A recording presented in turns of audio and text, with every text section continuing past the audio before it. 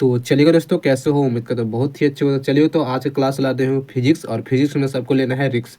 रिक्स लेकर सबको पढ़ाई करना है बिहार बोर्ड के लिए 2025 के एग्जाम के लिए। और चलिए पहला नंबर क्वेश्चन का लगाते हैं। बहुत अच्छे अच्छे क्वेश्चन है जो बिहार बोर्ड के लिए, जो model paper official model paper जारी करता है उसी का ऑब्जेक्टिव कराने वाले हैं, जो कि 30 ऑब्जेक्टिव है, 30 ऑब्जेक्टिव कराने वाले हैं, ठीक है। और लगाना इस पहला नंबर क्वेश्चन क्या है दोस्तों? विद्युत द्विध्रुव क्या है?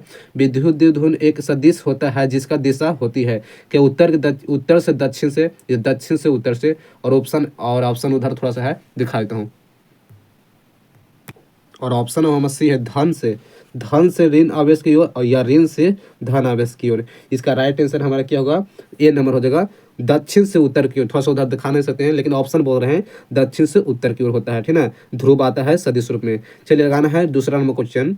क्या रहा? विद्युत क्षेत्र की तीव्रता का मान होता है, तीव्रता का मान होता है। इसके आंसर का न्यूटन कुलम, या जूल कुलम, या जूल प्रति कुलम, न्यूटन कुलम। इसका आंसर क्या? विद्युत क्षेत्र की तीव्रता। मतलब दोस्तों विद्युत क्षेत्र की तीव्रता की बात कर रहा है तो न्यूटन बटा कुलम। मतलब कि इसका तीव्रता का जो फॉर्मूला होता है, इसका आंसर होगा, देखिए फॉर्मूला ई बराबर होता है F/Q। इसका बल का होता है न्यूटन, और इसका मात्रक होता है कुलम, यानी कि न्यूटन कुलम हुआ कि नहीं? ऑप्शन नंबर डी हो जाएगा।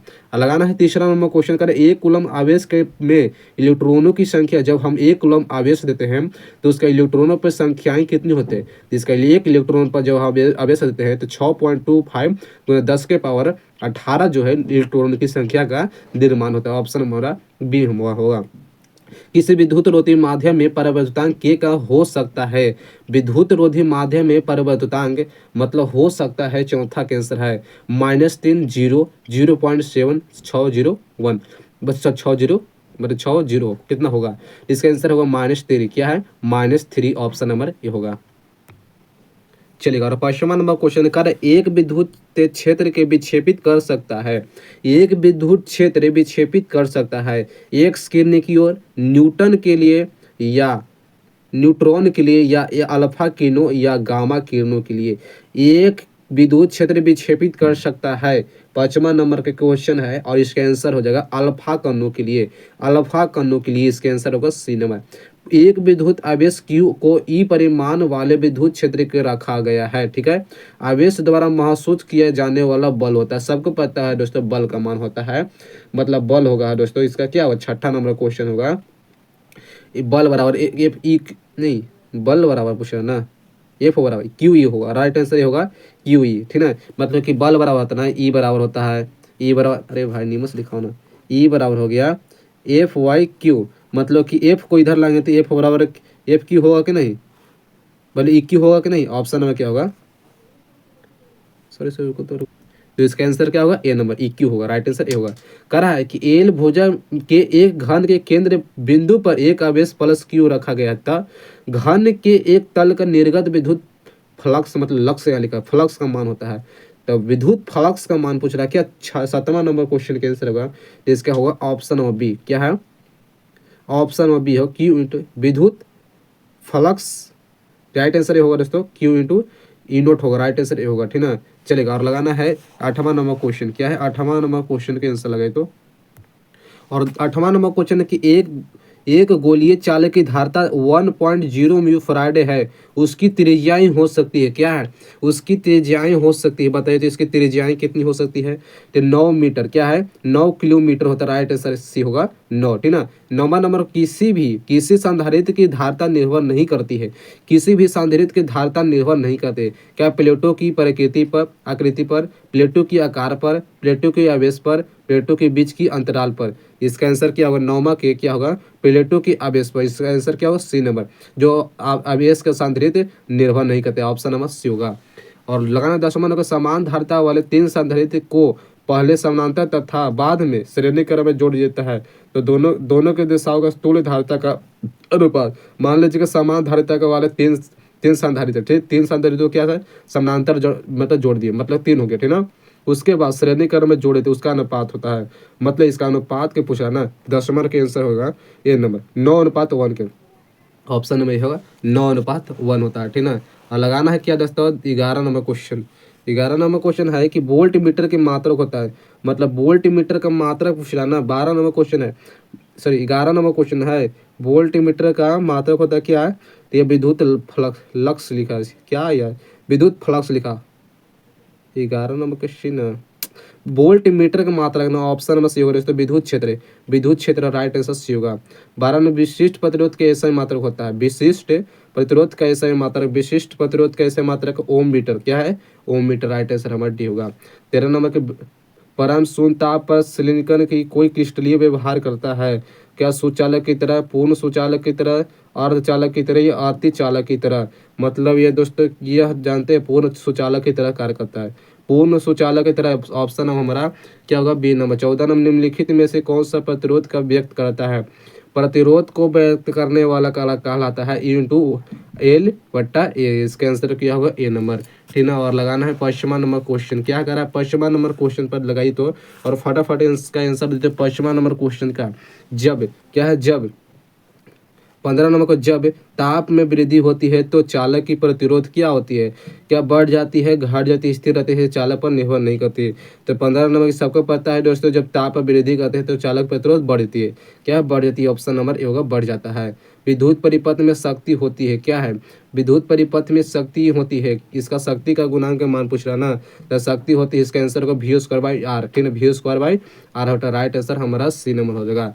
चलिए 17 नंबर क्वेश्चन के इलेक्ट्रॉन वोल्ट का समतुल्य होता है, मतलब कि एक इलेक्ट्रॉन वोल्ट मतलब ये जूल में होता है, क्या है इसका मात्रक जूल में होता है, इसके जूल में कहाँ रहा वोल्ट में नहीं होगा, वोल्ट मीटर में नहीं, किलोवाट में नहीं होगा, इसका जूल यहाँ रहा ना। 1.6 गुना 10 के पावर माइनस 19 कूलम होता है, मतलब जूल होता है।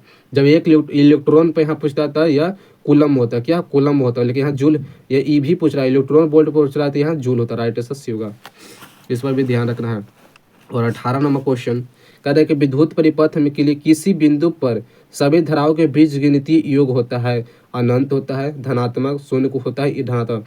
मतलब कि ये जो कि बीज गिनती योग मतलब जानते हैं यह बताया गया था वाटहीन धारा में, वाटहीन धारा नहीं होता है जो कि ये संधि का नियम दिया गया था, उसी का परिभाषा है बीजगणितीय योग जीरो को बराबर होता है, राइट आंसर सी होगा शून्य के बराबर होता है। कहते गतिशील आवेश उत्पन्न हुआ करता है केवल विद्युत क्षेत्र, केवल चुंबकीय क्षेत्र या विद्युत एवं चुंबकीय क्षेत्र दोनों, विद्युत चुंबकीय एवं क्षेत्र में कोई नहीं। गतिशील आवेश उत्पन्न करता है, 19 नंबर क्वेश्चन के आंसर हो जाएगा। तो गतिशील आवेश उत्पन्न करता है तो दोस्तों ये होगा विद्युत एवं चुंबकीय क्षेत्र दोनों, मतलब कि विद्युत क्षेत्र तथा विद्युत चुंबकीय क्षेत्र दोनों उत्पन्न करता है, यानी कि ऑप्शन हमारा सी नंबर हो जाएगा। और लगाना 20 नंबर के root under mu naught I two E naught का मात्रक है, क्या इसका बीमा पूछ रहा है, 20 नंबर का बीमा पूछ रहा है ना, तो न्यूटन बटा कूलम होता है, न्यूटन कूलम होता है, राइट आंसर हमारा ये नंबर हो जाएगा।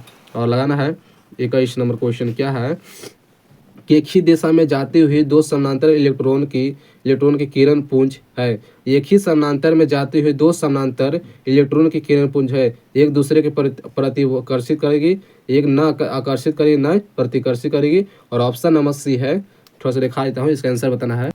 और ऑप्शन हमारा सी है एक दूसरे से आकर्षित करेगी, इनमें से कोई नहीं। चलिए लगाना है क्या क्वेश्चन के आंसर था 21 नंबर क्वेश्चन ना, तो 21 नंबर क्वेश्चन को होगा तो दोस्तों एक दूसरे से आकर्षित करिए, क्या है एक दूसरे से आकर्षित करती है, ऑप्शन नंबर सी होगा।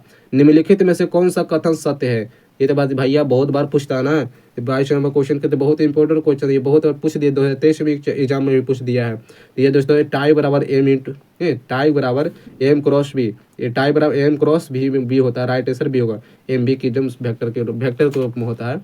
और लगाना पृथ्वी की चुंबकीय क्षेत्र की अउर्ध्वता के घटक शून्य होता है, मतलब यह दोस्तों किसके ओर होता है। 23 नंबर क्वेश्चन के आंसर लगाते हैं तो यह होता है भौगोलिक ध्रुवों पर, भौगोलिक ध्रुवों पर, ऑप्शन हमारा बी नंबर हो जाएगा। और लगाना है 24 नंबर क्वेश्चन को बताना है, कह रहा है कि विद्युत चुंबकीय बनाने की सबसे उचित धातु है, विद्युत चुंबकीय बनाने की सबसे उचित धातु है नरम लोहा का, स्टील का, तांबा या निकेल के, किसके द्वारा बनाया जाता है। 24 नंबर क्वेश्चन के आंसर लगाई तो। और लगाना है तो यह दोस्तों विद्युत चुंबकीय बनाने के लिए हम नरम लोहा का उपयोग करते हैं, क्या है ऑप्शन नंबर है नरम लोहा का उपयोग किया जाता है।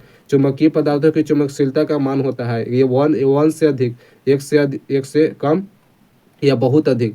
अनुचुंबकीय पदार्थों की चुंबकशीलता का मान होता है 25 नंबर, चुंबकशीलता का मान होता है एक से अधिक, एक से अधिक होता है, ऑप्शन नंबर ए होगा, सॉरी बी होगा। करे 26 नंबर उदासीनी विद्युत बिंदुओं पर है, उदासीनी बिंदुओं पर कहलाता है, उदासीनी बिंदु होता है मतलब बी बराबर जीरो, ऑप्शन नंबर डी होगा, बी बराबर इसका क्या होता है ये जीरो होता है। और लगाना है 27 नंबर क्वेश्चन बी बराबर जीरो। चलिए लगाना है लेंच का नियम के किस भौतिक राशि को संरक्षण पर आधारित है? लेज के नियम से किस भौतिक राशि को संरक्षण पर आधारित है? ऊर्जा के, आवेश पर, संवेग की या द्रव्यमान पर? लेज के नियम जानते हैं, यह ऊर्जा पर संरक्षण के सिद्धांत पर है। ऑप्शन नंबर क्या होगा? और लगाना 27 नंबर के हो जाएगा, ए नंबर ऊर्जा के संरक्षण पर कहलाता है। करो प्रेरकत्व के मात्रक होता है, प्रेरकत्व का मात्रक होता है ओम सेकेंड या सेकेंड ओम या 1 ओम सेकेंड। क्या प्रेरकत्व का मात्रक पूछ रहा ना, तो इसका होता है ओम प्रति सेकंड होता है। राइट आंसर हमारा ये होगा, ओम सेकेंड in मात्रक होता है। तो इसका मात्रक बेवर होता है, इसका मात्रक। कर 29 नंबर, एल आर के बीमा निम्नलिखित में से किसका विभा के समान होता है? विभव के समान होता है एल आर के लिए ना। 29 नंबर के सी हो जाएगा, मतलब root under L C, option number C हो जाएगा। और लगाइए 30 नंबर क्वेश्चन। कह रहा है कि किसी भी प्रतिवर्ती धारा का शिखर मान आई नोट बराबर 5√2 है, एम्पियर है, तो धारा का वर्ग माध्य मूल का मान IRMS होगा। इसका मान 30 नंबर क्वेश्चन के इसका होगा 5 एम्पियर। क्या ऑप्शन नंबर ए होगा। चलिए 31 नंबर क्वेश्चन है कि एक प्रतिवर्ती धारा परिपथ में 8 ओम का प्रतिरोध तथा 6 ओम का प्रतित्व को श्रेणी क्रम में लगे तो परिपथ का प्रतिबाधा का मान होगा। क्या पूछ रहा है? प्रतिबाधा का फॉर्मूला जानते होगा। 31 नंबर क्वेश्चन क्या है? प्रतिबाधा पूछ रहा ना, तो इसका होता है 20 ओम। मतलब कि इसको सोल्व न्यूमेरिकल को सोल्व करने पर इसका मान आ जाएगा। मतलब कि यहाँ जगह नहीं है सोल्व करने की, इसलिए कर नहीं रहे। बताइए लगातार एमीटर के ताप पर वोल्ट मीटर दोनों के कार्य सिद्धांत धारा के निम्नलिखित में से किस प्रभाव पर आधारित है?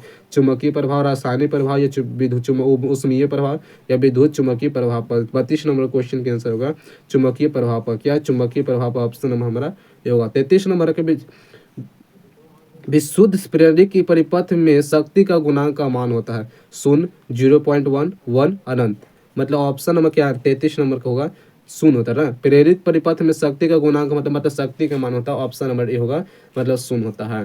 कह रहा है किसी भी ट्रांसफार्मर में क्या संबंध नहीं होता है?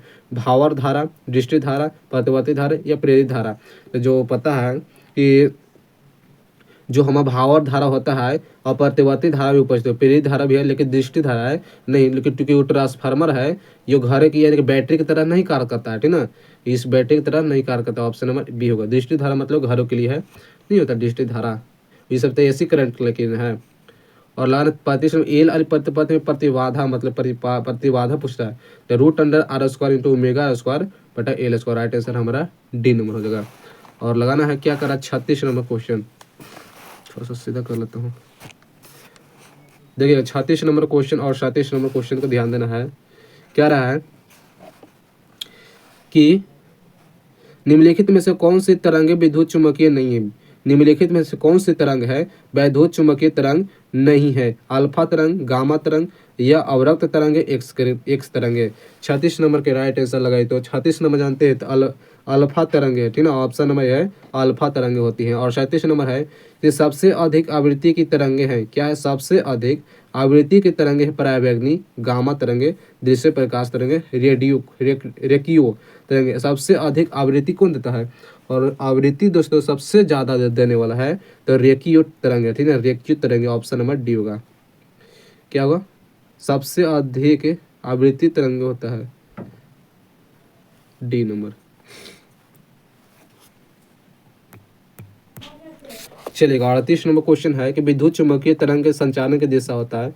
विद्युत चुम्बकीय तरंग है, इसकी जो दिशा होता है संचारण करने वाला यह होता है, जानते हैं इस गुने बी की वेक्टर के समानांतर होता है, ऑप्शन नंबर डी होगा। और चलिए और इस चैप्टर का 38 ऑब्जेक्टिव जो काफ़ी जो कि 30 ऑब्जेक्टिव बताए थे करने के लिए, लेकिन हम 8 ऑब्जेक्टिव स्टार्ट कर दिए हैं। और मिलते हैं ऐसे अगले वीडियो के साथ जो क्वेश्चन बैंक पूछा गया ऑब्जेक्टिव जो मॉडल पेपर का ऑब्जेक्टिव है पूरा ऑब्जेक्टिव करा दिए। उम्मीद करता हूँ कि आपको समझ में आ गया होगा। और मिलते हैं सब लोग चैनल पर नए हैं तो चैनल को जरूर सब्सक्राइब करते चला जाना है, ठीक है। मिलते हैं अगले वीडियो। Thank you.